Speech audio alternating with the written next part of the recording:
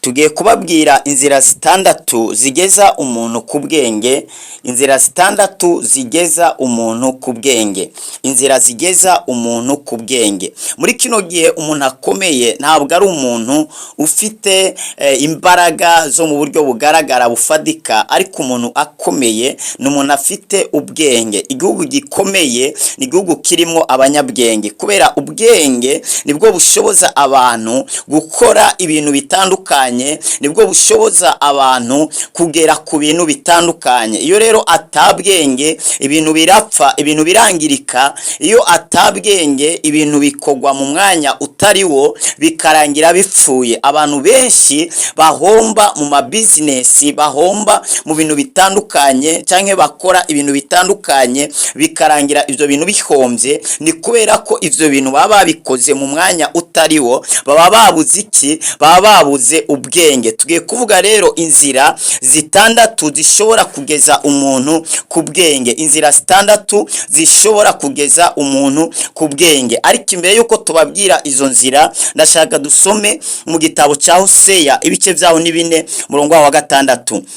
Aravuga ngo abantu banje baranduwe no kutagira ubwenge. Wewe ko wataye ubwenge, nuko nanjye nzoguta, nuzoba ukiri umuherezi wanje. Imana ihabwe icyubahiro. Turabaramukije rero mwese bakunzi b'ikiganiro haracyariho ibyizigiro. Amahoro y'umwami wacu Yesu Kristo nakomeze kubana namwe. Mwarahizagiwe cyane. Turabashimira mwese mukunda gukurikirana bino vyigwa ducisha kuri no channel ya haracyariho ibyizigiro TV. Imana ibahezegire cyane. Turagushimira wewe umaze gukanda subscribe. Iyo wakanze subscribe ugakanda no kunzogera, ivyo bituma igihe cyose twohereje ubutumwa, twohereje message, twohereje akantu kacaka kugeraho ukaba mu bambere bagakurikiranye. Ni byiza kandi wakurikiranye gushiraho like ari cyagufashije, ukandika muri commentaire ari kindi kintu woterera, wokunganira ukacandika muri commentaire. Ari kibazo wagize canke ari jambo ryakuzazaniye, ukandika hariya muri commentaire, tujya duzisoma tukareba ko twategura icigwa kimatanye nayo magambo canke nico kibazo cyawe. Imana ibahezagire cyane, namwe mugira partage ku bandi kugira ngo babashe gushikirwa na zino nyigisho. Tugiye kuvuga rero inzira zigeza umuntu ku bwenge, inzira zigeza umuntu ku bwenge. Aha Bibiliya tubwiye ngo ko mwataye ubwenge nanjye nzabata. Igihe cyose umuntu ataye ubwenge, n'Imana iramuta. Imana ntabwo ibana n'ibijuju, Imana kandi ntabwo ikorana n'ibijuju. Nta muntu numwe yigera kunda kwicarana no kugendana n'umuswa n'ikijuju, n'umukene, n'umuntu wo hasi, n'umunyantegenye. Abantu benshi barakunda kugendana n'abagwizatunga, n'abanyenkomezi, n'abategetsi, n'abanyabwenge. Niyo mpamvu nagiye kuzanira ibintu bitandatu bishobora kukugeza ku bwenge bukomeye, maze nawe ugahurumbirwa ukirukirwa n'abandi. Ibintu bitandatu nuzubahiriza ukabikora kimwe ku kindi, nta mwaka uzashira nawe utabaye mu mwanya w'abantu bafite ubwenge, w'abantu bafite iyo bariko baraja, w'abantu bamaze kwisobanukirwa. Aha Bibiliya tubwiye ngo abantu ntabwo bishwe no kubura amafaranga, ariko ikintu cishe abantu no kubura ubwenge. Abantu nibishwe no kubura ubwiza, oya, abantu bishwe no kubura ubwenge. Ndashaka kuvuga n'abantu benshi batarubaka ingo, n'abandi byananiye ingo zigasambuka, ni kwera babuze kino kintu. Ko birivuga ngo umugore w'ubwenge yubaka urugo rwiwe. Ubwenge ni ikintu gikomeye. Ubwenge nibwo bwubaka urugo, ntabwo ari urukundo rwubaka urugo, oya.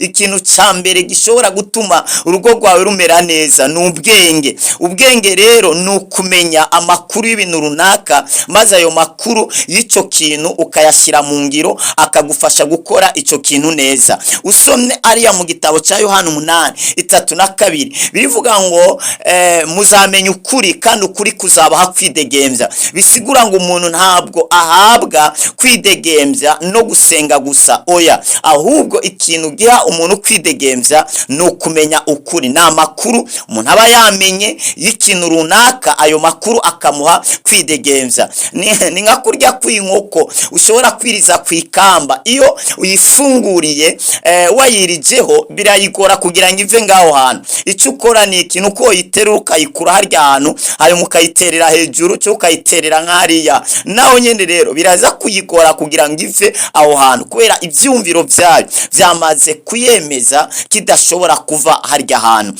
Yani nk'umuntu bafunguye ariko bamaze kwandika ikete bivuga ngo uriya muntu nakugwe muri gereza, hanyuma iryo kete kumbura urijanye agaca yicira mu kabare akiborererwa umunsi wa mbere akararayo, kumbura akanavyibagirwa. Wa muntu azaguma muri gereza, ntagumijweyo nuko afise igihano canke yakoze nabi, oya, ikimugumije muri gereza ni iki none? Na makuru atamenye, nuko kubura ubwenge. Hari amakuru yo kumufungura yamaze gusohoka, ariko kubera ataramugeraho, ataragira no kumukuru kumbure w'iyo mpimba canke wako gasho, arashobora kuguma muri gereza agumijweyo niki? No kutamenya canke n'ubuswa bw'abantu. Imana idutabare cyane. Hari inzira rero zigeza umuntu ku bwenge, umuntu akaba umunyabwenge. Ubwenge burubaka business, ubwenge burubaka urugo, ubwenge burubaka igihugu. Igihugu ntabwo cubakwa n'amafaranga, oya, cubakwa n'ubwenge.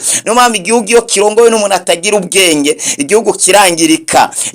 Ahantu hose abakeneye abanyabwenge, haba mu burongozi ubwo aribwo bwose abakenewe abanyabwenge. Iyo harongoye umuntu atari umunyabwenge, ibintu arabyangiza. Hari abaperezida benshi n'abami benshi bagiye batwara ibihugu, ariko kubera kubura ubwenge vyatumye igihugu cyabo bagisiga mu madeni, bagisiga mu buja, bagisiga cyafutanye, kubera atabwenge bigeze bagira bagenderamwo kugira ngo boroganize buri kintu cyose. Iyo wabuze ubwenge ushobora gutwara garage y'imodoka ukayitwara ruguru ahantu n'imodoka kugira ngo ihagere yapfuye biyigora. Ubwenge bugushoboza kumenya mbega kugomba gukora business ne ahantu nayikorera, mbega ahantu ngiye gukorera ino business, mbega hariho abakiriya, hariho abantu bakeneye bino bintu ntwaye harya hantu, mbega nimba bahari nawe, mbega nayahe mafaranga bashobora gutanga. Ni nk'umuntu agiye gutangira restaurant, kwaje utangira restaurant VIP ugacuyikorera mu bakene, iyo restaurant VIP izahomba. Restaurant VIP utegereza kwitwara ahantu hari abantu baba VIP. Ikintu ugomba gukora utegereza kumenya mbega niye hantu nagikorera, mbega ahantu ngiye kugikorera hari abakiriya, hari abantu bakeneye kino kintu ngiye gukorera harya hantu, mbega iki kintu kirahari, zaharonka abakiriya. Umuntu umwe yavuze ati utwaye ingurube ugiye kuzanda iruhande y'umusigiti, si ikibazo, urazi ko akabenzi batagafungura. Rero ci utwara ingurube ugiye kuzanda muri quartier y'abamisirima, bizarangira bagukubisa ubwo banakwirukanye, bizarangira uhagiriye ingorane, bizabora birare binuke ubite wahombere. Tegerezwa kumenya ya ubwenge rero nukumenya na makuru umenya. Ubwenge burarondegwa, ubwenge ntabwo ari ikintu gifa kuza ukonyene ngo pampa, ubwenge burarondegwa. Ikindi nacyo ukwiye kumenya, ubwenge umuntu arabuvukana, ariko ubwo bwenge kugira ngo bukarihe cyangwa kugira ngo ubwo bwenge bubashe kuzana impinduka ahantu hatandukanye, birasaba ko umenya ukora bino bintu bitandatu. Ibintu bitandatu nivyo bintu bishobora kugufasha kugera kuri ubwo bwenge, nubwo busanzwe buri muri wewe, ariko ariho amakuru utegerezwa kumenya amatanye n'ivyo bintu bitekeye indani muri wewe. Ayo makuru rero azagufasha kudekuvra, kuguruka cyangwa kuzana ku mugaragaro ubwo bwenge usanzwe utekeye indani muri wewe. Turafise abantu bavumbuye ibintu bikomeye, murabizi ibintu rero byinshi abantu bavumbuye suko babyize mu ishure, oya, mu ishure ariho ubwenge, hari ubumenyi bakiriye bumatanye, ariko ubwo bumenyi bakiriye nubwo butarasa ku ntego y'ikintu runaka, ariko ubwo bumenyi wakiriye bwaragufashije kuzana ku mugaragaro, kuzana ikindi kintu kumbure mwarimu atabaje gukwigisha. Hari umugabo yavumbuye ibijyanye n'amatara, wavumbuye ibijyanye n'imibare ndetse n'indimi n'ibintu bitandukanye, n'ibijanye no gukora imiduga, indege. Yarize mu ishure, ariko mu ishure ubumenyi yakiriye, ubwenge yakiriye ntabwo bwari bumatanye n'ico kintu yazanye ku mugaragaro,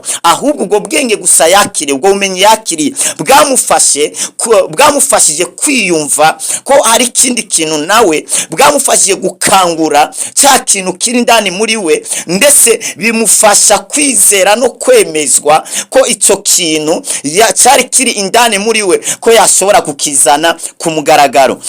Ikintu rero cya mbere gishobora kugeza ku bwenge nukwigira umuswa. Ikintu cya mbere nukubaha uhoraho. Story aho nari mvuze ikindi kintu. Ikintu cya mbere nukubaha uhoraho. Ikintu cya mbere nari ngiye kubabwira nukubaha Uwiteka, kubaha Uwiteka. Nimba hari umunyabwenge wa mbere ijuru rizi ndetse n'isi izi n'ikuzimu bazi, ni umunyabwenge. Raba uzasanga dogiteri yakubuje igitabi ugasanga ariko ararinywa, none ubwo n'ubwenge bwa dogiteri canke n'ubujuju bwa dogiteri. Ugasanga umuganga yakubuje ikintu, yakubuje ati nyabuna gusambana birimwo ingaruka zimeze ukunuku nuku, mugabo ugasanga uwo nyene yabikujije ni wari karabikora. None uwo muntu afise ubwenge canke afise ubujuju? Ibihugu bikabuza ibindi bihugu gukora ibisasu vya kirimbuzi, yamara ugasanga nibo ubwabo babishingura n'amaprodwi menshi y'ivyo bintu nibo bayakora,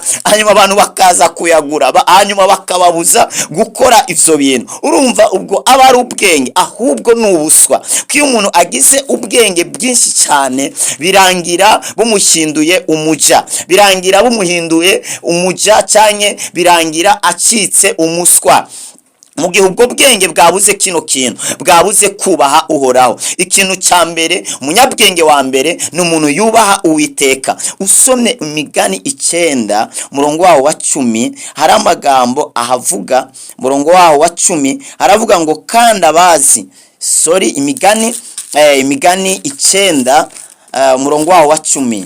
Reka turabe Imigani 9 umurongo waho wa 10. Bega haravuga iki? Haravuga ngo ukubaha uhoraho niko tanguriro ry'ubwenge, kandi ukumenya uwera niko kumenya ubwenge. Baratubwiye ngo itanguriro ry'ubwenge ni ukumenya uhoraho. Bisigura ngo umuntu ataramenya Uwiteka nta bwenge afise. Umuntu ataramenya Imana, nubwo yobazi ibintu byinshi, nubwo yabazi indimi nyinshi, yabazi ibintu ivyo ari byo byose utekereza ko yabazi, uriya muntu nta bwenge afise. Uriya muntu ni ikijuju, kandi ubwo bwenge bwiwe bizarangira bumurimbuye, bizarangira n'inyuma ya buno buzima abuze buri kimwe. Bisigura rero ubwenge bwa mbere ku muntu no kumenya Uwiteka. Ikintu cya mbere no kubaha uhoraho. Igihe wamenye Imana maze ukayubaha, maze ukubaha ijambo ryayo, ukagendera mu nzira zayo zibereye n'izitunganye, ubwo ni bwenge bukomeye cyane. Ubwo ni ubwenge bukomeye cyane. Umuntu wa mbere Imana izi nk'umunyabwenge hano ku isi ni umuntu ayubaha. Umuntu yubaha Imana uwo niwe munyabwenge akomeye. Umuntu yubaha Imana niwe munyabwenge wa mbere azwi cyane. Usomye kandi Imigani 1 umurongo wa 7, bumve aya magambo ntabwo yavuzwe n'ikijuju, oya, aya majambo yavuzwe n'umunyabwenge we yabayeho mwisi yose, yabayeho mu gihe cye kugeza n'uno munsi. Nta muntu aragera ku bwenge Salomo yagezeho. N'abanyabwenge wumva uno munsi bariho bigira ku bitabo byandi, bigira ku bitabo vya Salomo yanditse. Isoko ry'ubumenyi, ibitabo abantu bavumburaho ibintu bitandukanye. Burya ibitabo abantu bigiraho bakavumbura ibintu byinshi ni ibitabo vyanditswe na Salomo. Salomo ni umuntu Imana yihereye ubwenge, si ubwo yize wene mu ishure, oya, ni ubwenge Imana yamwishereye. Ubwo bwenge bumushoboza kuvumbura no kuzana ibintu byinshi ku mugaragaro. Usomye Imigani 1 umurongo wa 7 avuga ngo kubaha uhoraho niko tanguriro kumenya.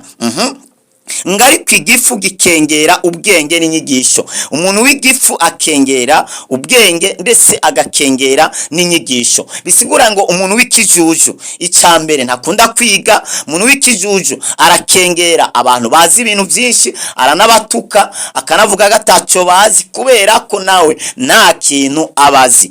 Nukuvuga rero itanguriro ry'ubwenge no kumenya Uwiteka. Igihe rero utaramenya Imana, igihe rero tuba Imana, menya ngo ngo nta bwenge ugira, uri ikijuju. Yobu 28 umurongo wa 28 nyene haravuga ngo iki, ngo maze ibwira abantu itiraba kubaha Uhoraho nibwo bwenge, kandi kuva mu byaha niko gutahura. Baratubwiye ngo kubaha Imana nibwo bwenge, kandi kuva mu byaha niko gutahura. Kubaha Imana nibwo bwenge, kandi ngo kuva mu byaha niko gutahura. Igihe cyose rero utubaha Imana, menya ngo nta bwenge. Igihe cyose utarava mu byaha, uracyari umuswa, uracyari ikijuju. Gihe hari ingeso runaka ikiganza umubiri wawe, ubuzima bwawe, wewe uracyari umuswa, nta bwenge urageraho, nta bwenge uragira. Itanguriro ry'ubwenge ni ukubaha Uwiteka, itanguriro ry'ubwenge ni ukuva mu byaha. Cya wireba rero, ese urubaha Imana?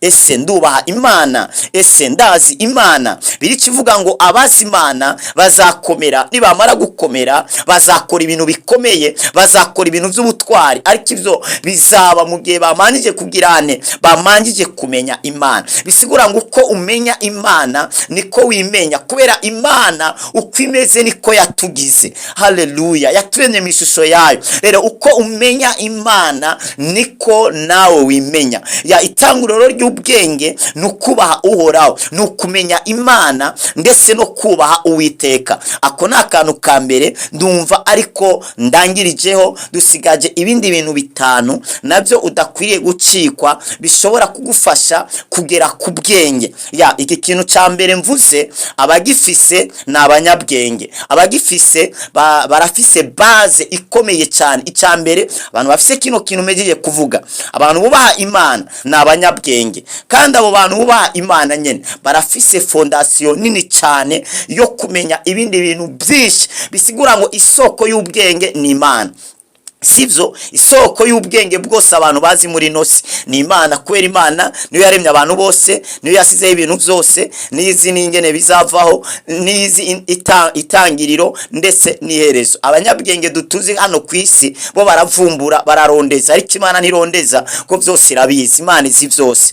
Mugabo rero Imana izi byose, yarashimye ibyo bintu izi kubidukominika, biciye muri Mwemu Yera. Birikivuga ngo Mwemu asesa byose, kandi umuntu w'imwe arasesa ibintu byose, ariko we nawe umusesa. Bisigura Mwemu Yera ni iki? Mwemu Yera ni Imana. Igihe rero ufise Mwemu Yera urafise ubwenge, kandi birivuga ngo ku bana b'Imana, ku bantu bamaze kwizera Kristo, birivuga ngo Kristo yaducikiye ubwenge buva ku Mana. Umuntu rero iyo afise Kristo muri we cyangwa Mwemu Yera, Mwemu Yera burya niwe Kristo, kandi Kristo ni Mwemu Yera, kandi Kristo ni Imana. Bisigura ngo abo bose ni ikintu kimwe, nubwo bafite amazina atandukanye. Nka jewe mfise amazina ashika kurane, mugabo ndumwe umamagaye rimwe muri ayo nditaba, umamagaye irindi nditaba. Rero Imana ntabwo ari zitatu, ni imwe, ariko ifite amazina atandukanye. Imana ihabwa icubahiro.